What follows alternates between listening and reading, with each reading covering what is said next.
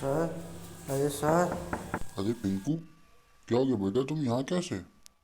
Sir यार वो कुछ मेरे को हिंदी में कुछ समझ में नहीं आ रहा है, पता नहीं क्या है। जब भी मैं पढ़ता हूँ मेरी टेंट फिस हो जाती है। समझ में नहीं आता है वर्ण क्या है, वर्णमाला क्या है। मेरा तो दिमाग खराब होता रहता है। सर आप ही कुछ देखिए। अरे अरे बेटा, परेशान ना हो। आओ आओ, अंदर आओ, मैं तुम्हें बताता हूँ। जी hello guys, welcome back to your channel. आज हम लोग देखने जा रहे हैं वर्णमाला क्या होती है।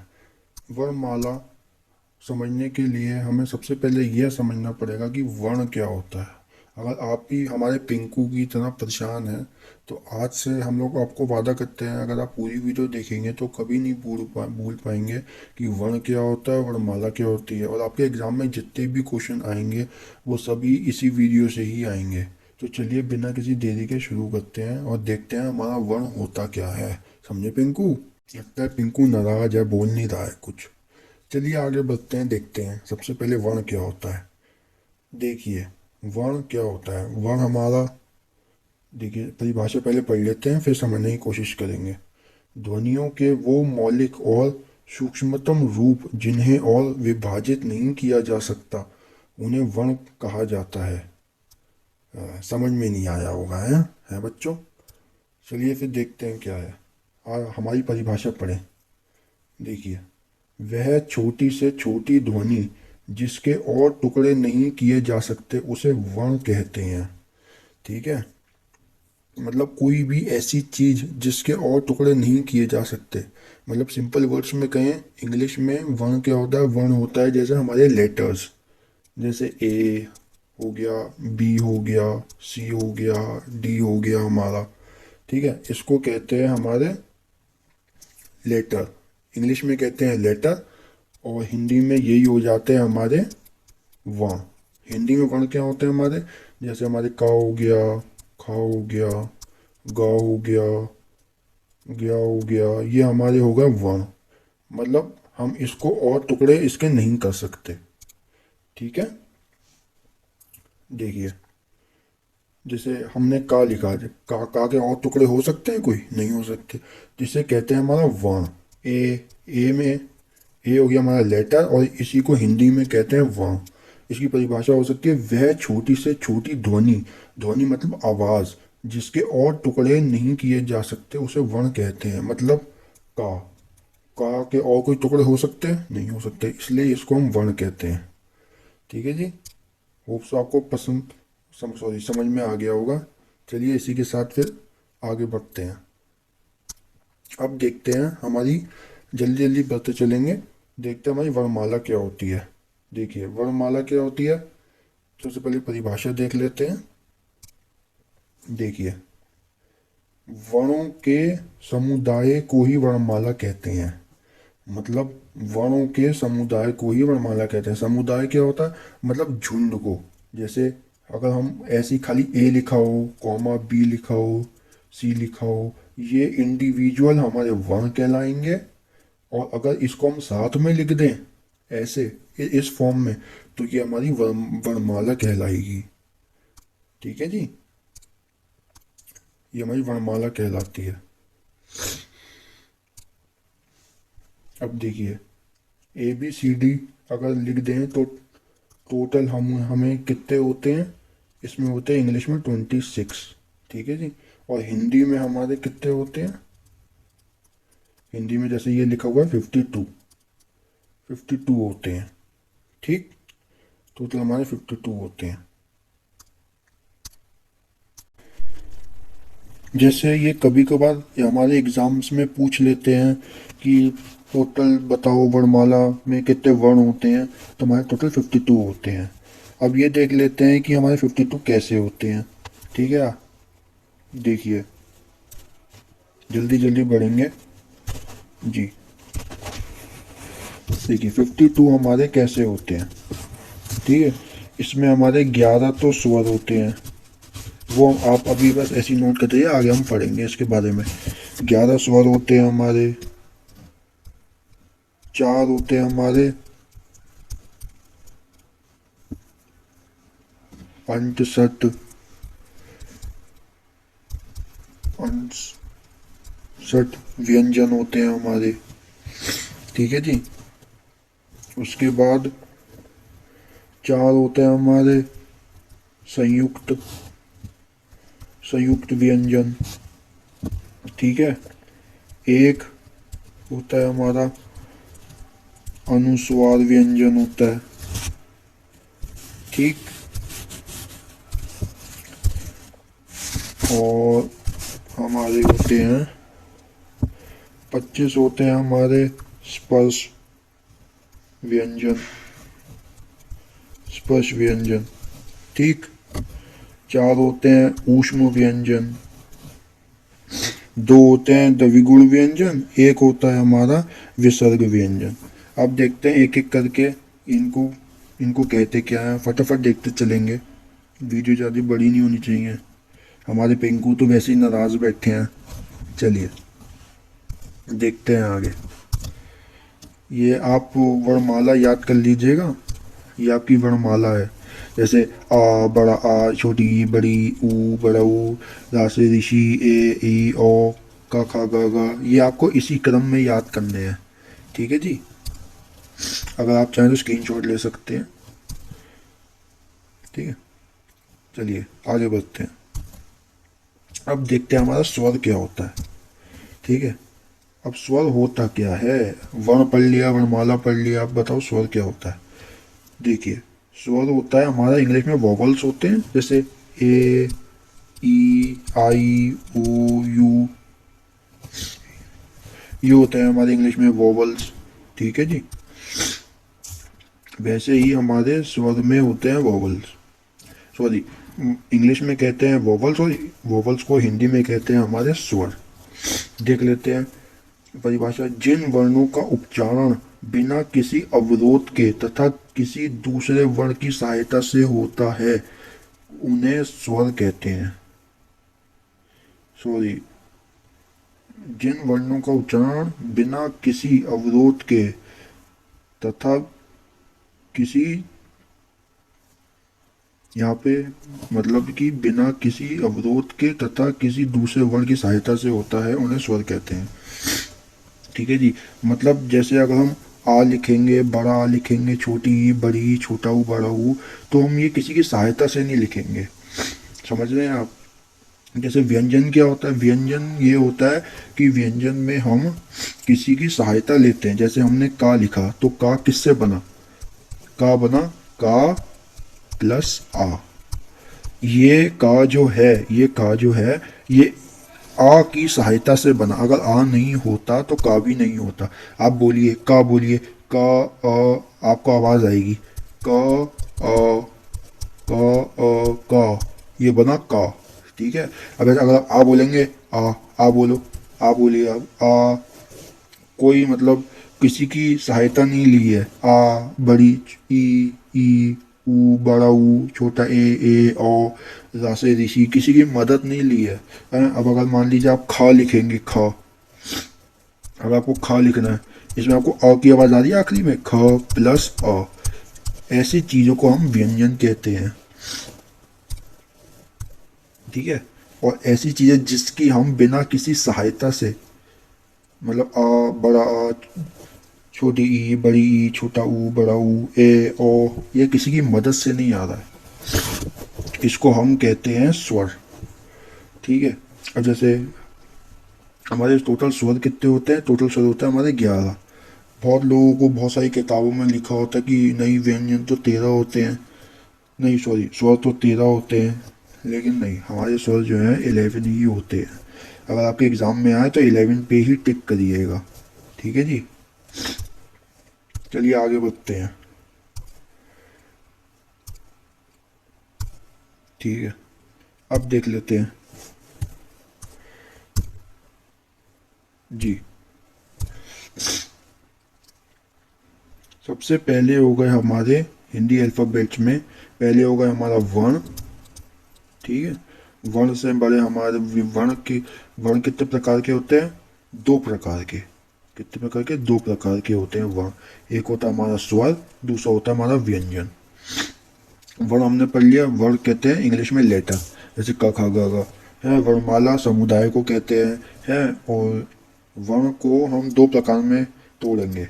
एक होता है हमारा स्वर, एक होता है हमारा व्यंजन। स्वर क्या होता है कि जिस किसी को हम किसी की बिना सहायता लिए बोलें उसको कहते हैं स्वर। और व्यंजन कैसे कहते हैं, हमें किसी की सहायता की जरूरत पड़े, जैसे का बनाने के लिए हमें अ की सहायता लेनी पड़ी, इसके कहते हैं खा बनाने के लिए हमें अ की सहायता लेनी पड़ी। आप आगे देखते रहिए वीडियो, आप कंफ्यूज न होइए, आपको सब समझ में आता रहेगा हल्के हल्के। ठीक है जी। अब देखिए स्वर कितने टाइप के होते हैं। एक होता है हमारा हस्य स्वर, एक होता है हमारा दीर्घ स्वर। ठीक ठीक है जी। वैसे तो तीन प्रकार के होते हैं लेकिन हम आगे पढ़ेंगे। अब व्यंजन, वैसे अगर आपके एग्जाम में आए तो आप दो पे ही टिक करिएगा, वैसे तो दो ही होते हैं। ठीक है जी। अब देखते हैं व्यंजन वर्ण में कितने होते हैं। देखते हैं, एक दो तीन चार पाँच, पांच होते हैं हमारे व्यंजन। ठीक है जी। एक होता है स्पर्श व्यंजन, अंसठ व्यंजन, ऊष्म संयुक्त और आगत व्यंजन। ठीक, चलिए देख लेते हैं इसको हल्के हल्के एक बार। अब देख लेते हैं स्वर के टाइप्स, यानी कि स्वर, स्वर के टाइप यानी कि वोवल हमारे। ठीक है, वोवल के टाइप्स। एक होता है हमारा हस्य स्वर, वह स्वर जिनको सबसे कम समय में उच्चारित किया जाता है उसे हस्य स्वर कहते हैं। दीर्घ स्वर क्या होता है, वह स्वर जिनको बोलने में हस्य स्वर से अधिक समय लगता हो उसे दीर्घ स्वर कहते हैं। और तीसरा होता है हमारा प्लुत स्वर, वह स्वर जिनको बोलने में हस्य स्वरों की अपेक्षा तिगुना समय लगता हो। समझ, अब देख लेते हैं क्या कहना चाहता है ये। हमें बड़ी गहरी हिंदी लिखी है, देखिए समझते हैं। देखिए जैसे आ होता है, आ होता है आ, ई, ऊ, श्री, है ना। इसको बोलने में बहुत, आपकी जो आप बोलेंगे तो आपको बहुत कम दम लगाना पड़ेगा।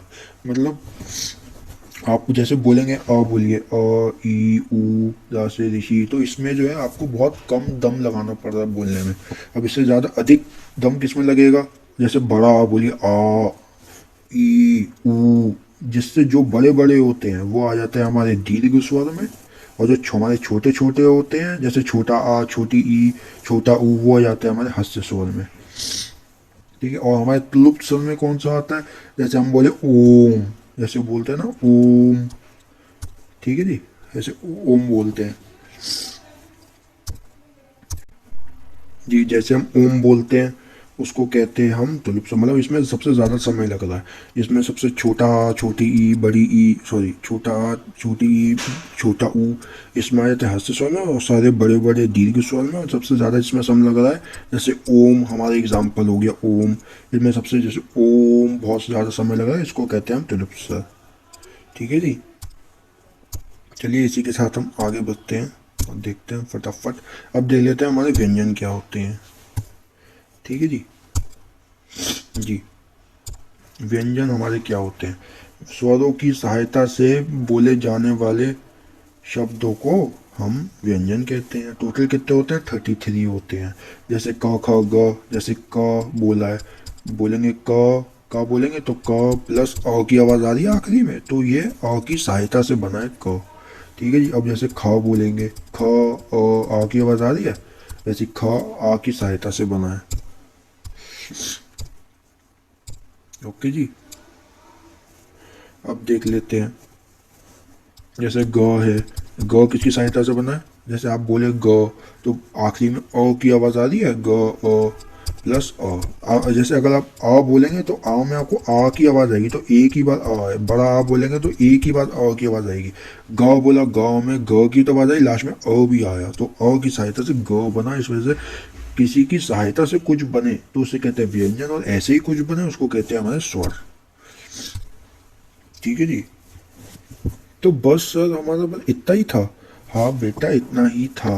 व्यंजन जो होता है वो किसी की सहायता से बनता है ना।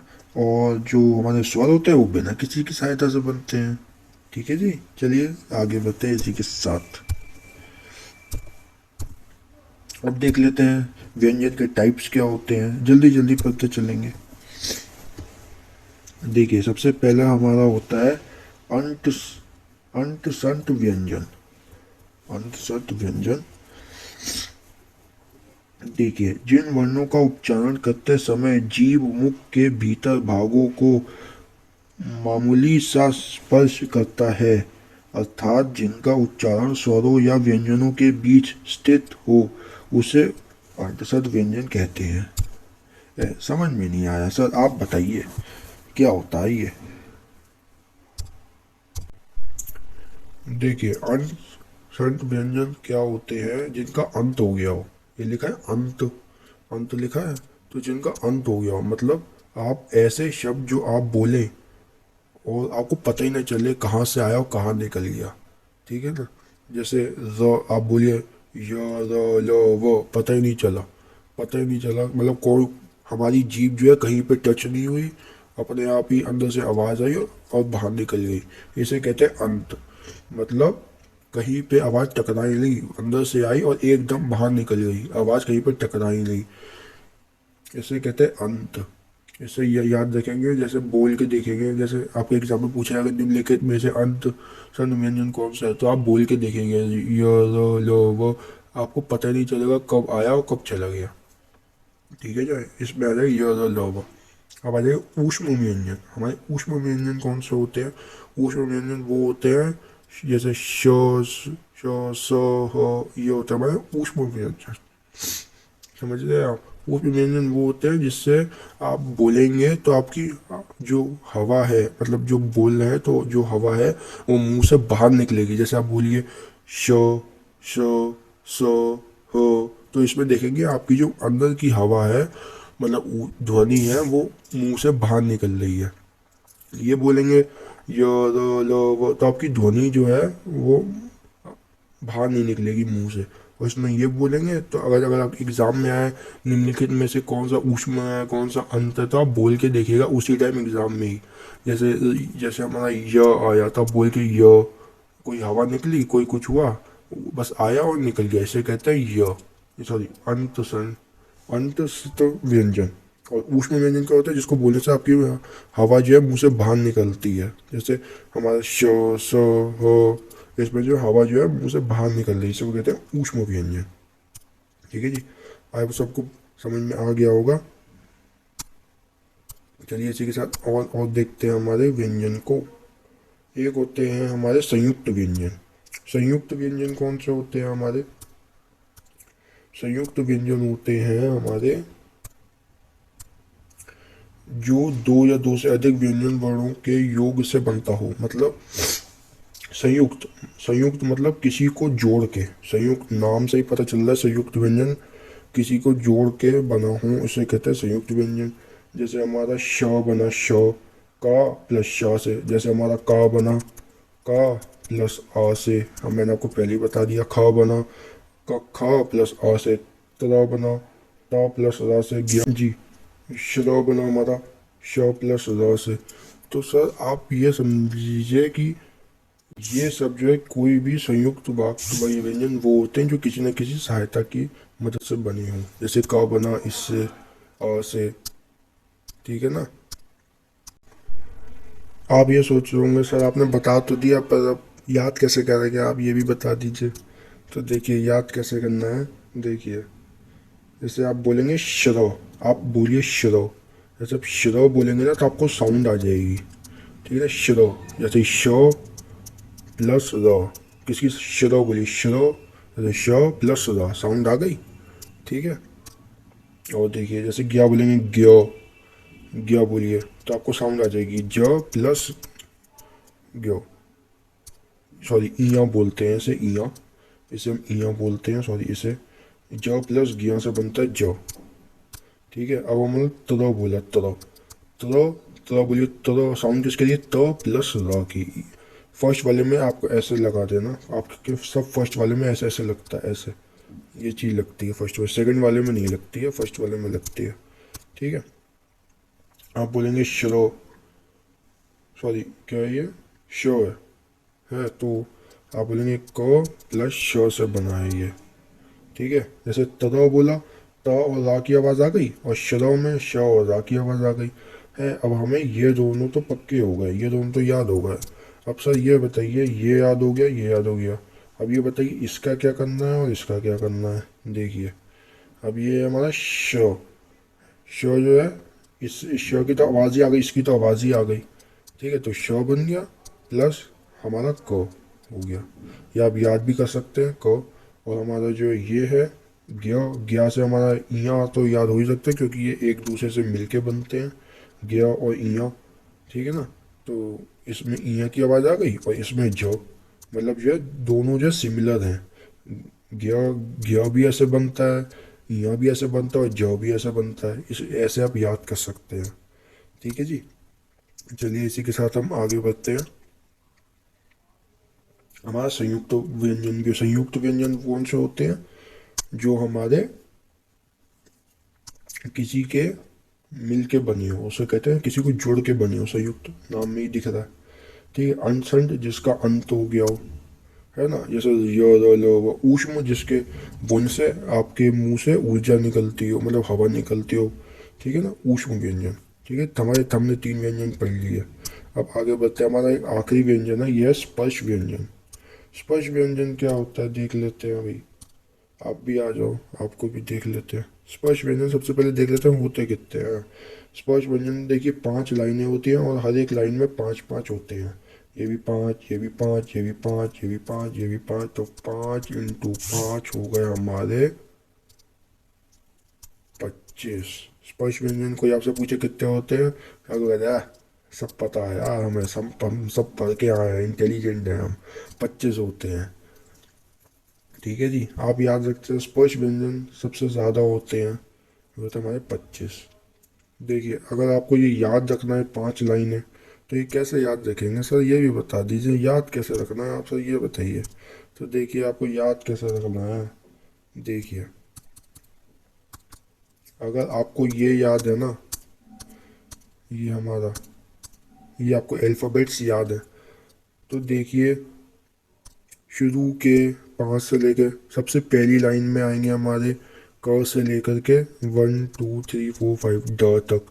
दूसरी लाइन में आएंगे 1 2 3 4 5 यहाँ तक च से लेके। उसके बाद ट से लेके 1 2 3 4 5 तक यहाँ तक। उसके बाद ट से लेके 1 2 3 4 5 तक। ठीक है, ऐसे 5 आएंगे 1 2 3 4 5 म तक। ये आपको सीक्वेंस याद रखना है, इसी सीक्वेंस में आते हैं और इसी को ही हम ऐसे याद कर सकते हैं। अगर आपको ये सीक्वेंस याद है तो आपको वो भी याद हो जाएगा सब। ठीक है जी। चलिए इसी के साथ आगे बढ़ते हैं, देख लेते हैं और आगे क्या करना है। देखिए वही है ना, क ख ग घ वही है। ठीक है ना, च छ ज झ ञ वही है। ठीक है जी। चलिए आगे बढ़ते हैं, ये होता है हमारा स्पर्श व्यंजन। समझ में आ रहा है पिंकू? पिंकू तो भैया हमारे बड़े बड़े आदमी हैं, सुनते ही नहीं है पिंकू? नाराज है हमारे पिंकू। चलिए देख लेते हैं एक बार, ये आखिरी है हमारा।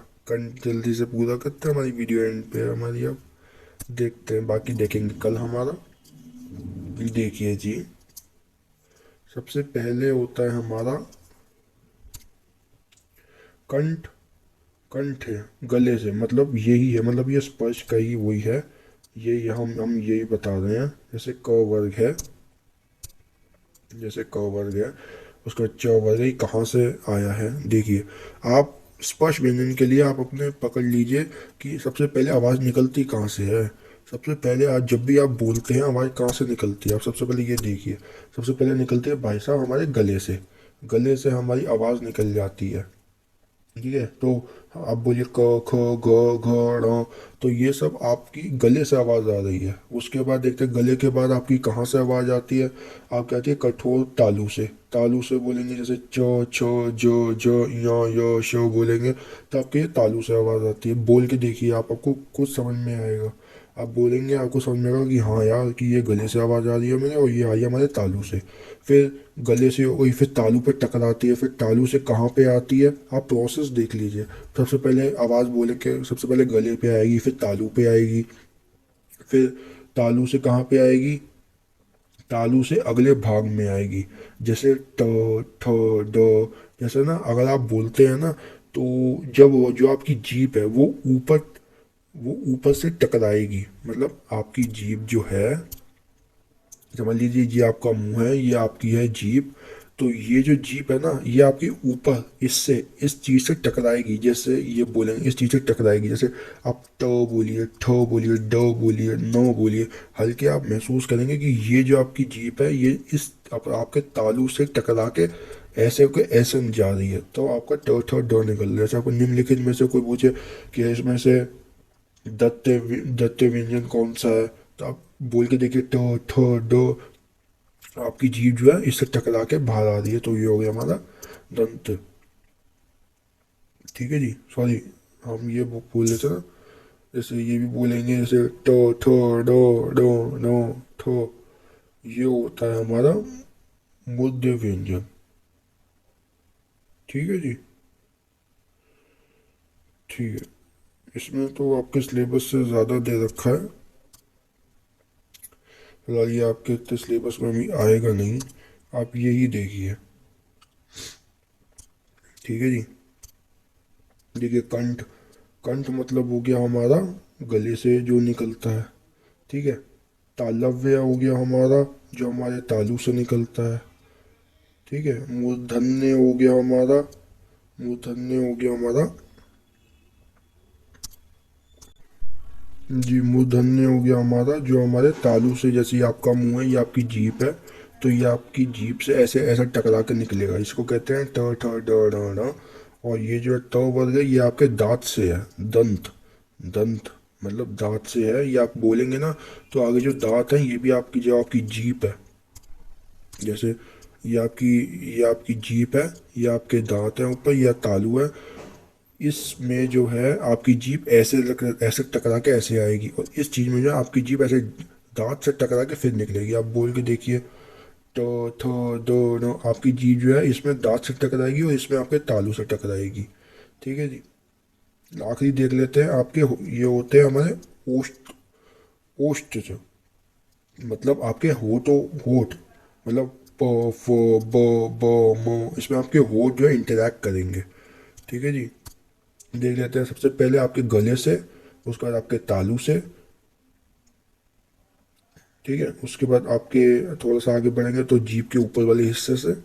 ठीक है, उसके बाद और आगे बढ़ेंगे तो दांतों से, उसके बाद आखिरी में होठ इंटरैक्ट करेंगे। इससे आप इस प्रोसेस को याद करते समय ये आप याद कर लेना, अगर आपके एग्ज़ाम में आएगा तो आप जो है एक बार इसको देख लीजिए, उसके बाद आप जो है बोल के देख लीजिएगा एग्ज़ाम में ही। जैसे निम्नलिखित में से ओष्ठ सॉरी ओष्ठ व्यंजन कौन से हैं, तो बोलिए प फ ब ब म, आपके होठ इंटरैक्ट हो रहे हैं, तो ये हो गया मैं ओष्ठ। दंत, जब के दांत तो थ दो म, इसमें आपके दांत से जीभ लग रही है तो हमारा दंत हो गया है, और आपके तालू से जीभ लग रही है तो हमारे ये वाले हो गए। ठीक है ना, दांत से मुंह लग रहा है तो हमारे मुंह धन्य हो गए, तालू से लग रहा है तो हमारा ये हो गया,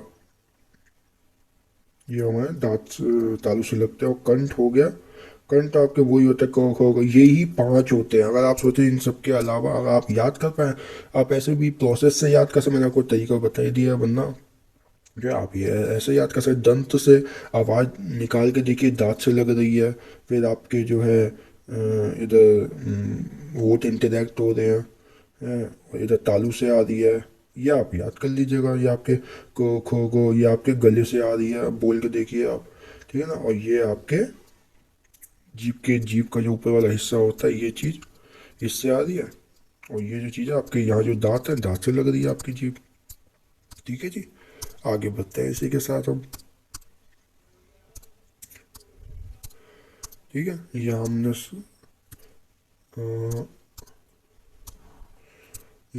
पढ़ लिया सब। दंते वही है, देखिए ओष्ठ व्यंजन, दंते, मूर्धन्य, तालव्य वही है, जो गले से निकल लिया, तालू से निकल लिया, दांतों से निकल लिया है, दोनों होठों से निकल लिया, प फ प म म म म ग ग ग ग, है ना, सॉरी ग नहीं आएगा, यही आएगा है, यही पांच होते हैं। ठीक है जी, नीचे होठों से ऊपर हाँ, ये देख लीजिए आप, दंत से नीचे होठों से व ऊपरी दांतों से जो निकलती होते हैं वो फ। खैर ये आपके सिलेबस में नहीं है, आप बस यही याद रखिए, ठीक है जी। चलिए आज हमने देख लेते हैं क्या पढ़ा है। इसी के साथ हम आपको इम्पोर्टेंट पॉइंट भी बताएंगे। अभी देख लेते हैं भाई हमने क्या पढ़ा है पिंकू? पिंकू नहीं बोलेगा, पिंकू बहुत नाराज है हमसे। देखिए, सबसे पहले हमने पढ़ा हिंदी वर्णमाला। उसके बाद पढ़े हिंदी वर्णमाला कितने होते हैं। एक होता है स्वर, व्यंजन। स्वर क्या होता है हमारा भाई? स्वर होता है जो किसी की संयोग मतलब किसी की सहायता से ना बने, जैसे बड़ा छोटी बड़ी। कितने टाइप के होते हैं भाई? ये होते हैं 3 प्रकार के, जिसमें थोड़ा सबसे कम दम लगे वो होता है हस्व स्वर, जिसमें थोड़ा उससे ज़्यादा दम लगे यानी कि बड़ा छोटा, और उससे ज़्यादा और सबसे ज़्यादा दम लगे वो होता है हमारे तुलुप्त ये स्वर, याद है ना? वो होता है हमारा, सॉरी, ओम। जैसे हो गया ओम, ओम में सबसे ज़्यादा दम लगता है बोलने में, ठीक है। उसके बाद हमने पढ़ा व्यंजन। व्यंजन कितने प्रकार? स्पर्श। स्पर्श व्यंजन कितने होते हैं हमारे? 25 होते हैं भाई। जैसे क ख ग घ म, वो आपको याद है ना? पूरी सीधी वर्णमाला वो हो गए हमारे। अंत संत। अंत मतलब जो अंत हो गए वो पता ही नहीं चला कहाँ से आया कहाँ चले गए। ऊष्म। ऊष्म वो होते हैं जो हवा आई बाहर निकल गई पता ही नहीं चला भाई, मतलब सॉरी, अंत वो होते हैं जो पता ही नहीं चला कहाँ गए। ऊष्म वो होते हैं जो आप जब बोलेंगे तो मुंह से बाहर हवा आएगी। बोलिए श स ह मुंह से बाहर हवा आता है। संयुक्त क्या होता है? संयुक्त जो लोगों से जुड़ के बने हो उसको कहते हैं संयुक्त व्यंजन। इसको हम आगे अभी इंपॉर्टेंट पॉइंट में देख लेते हैं, ठीक है जी। ये आज हमने पढ़ा है, देख लेते हैं अब और आगे। हमने सब पढ़ लिया। अब देख ले कुछ हमारे इंपॉर्टेंट पॉइंट जो हमारे जो है एग्जाम में पूछे जाते हैं। देखिए, वो कहेगा आपके निम्नलिखित में से कौन सा जो है सम एक मिनट मैं आपको एक और चीज़ बता देता हूँ, एक मिनट। देखिए इस हम बाद में आएंगे। देखिए, जो ये वाले होते हैं ना, जैसे देखिए जैसे ये बना हुआ है, जैसे अ में बड़ी की मान ऊपर बिंदी लगती है और एक अ में साइड में 2 बिंदी लगती है। जहाँ ऊपर बिंदी लगती है अ में, इसको कहते हैं हम अनुस्वार, ठीक है ना? अनुस्वार व्यंजन, अनुस्वार व्यंजन होता है। और ये जहाँ साइड में बिंदी लगते हैं ये होता है हमारा विसर्ग व्यंजन। ये आपके एग्जाम में पूछा जाता है यूपीएससी में, ध्यान रखिएगा इस बात को। जो ऊपर बिंदी यहाँ में लगे एक ही होता है ये अनुस्वार व्यंजन, एक ही होता है। जिसमें अ में ऊपर बिंदी लग जाए वो अनुस्वार व्यंजन होता है, और जहाँ पे अ में साइड में बिंदी लग जाए वो होता है विसर्ग व्यंजन। दोनों एक ही एक होते हैं, ठीक है जी। आपको याद हो गया होगा अब तक तो, ठीक है जी। अब देख लेते हैं भाई हमारे अल्पप्राण।